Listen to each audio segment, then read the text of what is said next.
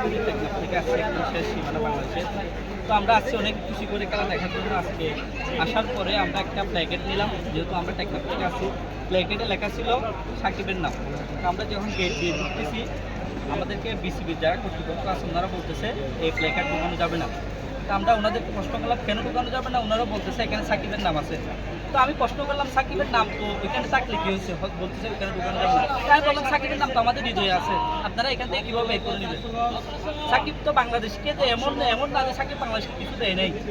সাকিব তো একদম বাংলাদেশের লিজেন্ডারি প্লেয়ার। তার নাম তো আমরা তাকে সাপোর্ট করতেই পারি। একজন ক্রিকেটার ক্রীড়াপ্রেমী হিসেবে আমি সাকিবকে সাপোর্ট করতেই পারি। কেন আমাকে আমার মতের এটা সাপোর্ট করতে দেবেন না? আমি একটা প্লেকেট নিয়ে গেলে এমনটা আবার কী হবে? সাকিব তো বাংলাদেশকে অনেক কিছু দিয়েছে। এমন না যে সাকিব যে একদম আজেবাজে প্লেয়ার, যে সে কিছু দেয় নাই দেশকে। সে তো দেশকে অনেক কিছু দিয়েছে।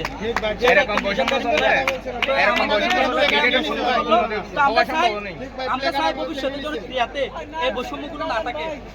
আমরা চাই এই সরকারকে আমরা অনুরোধ করবো, সাকিব এ দেশের প্লেয়ার, সে দেশের সন্তান।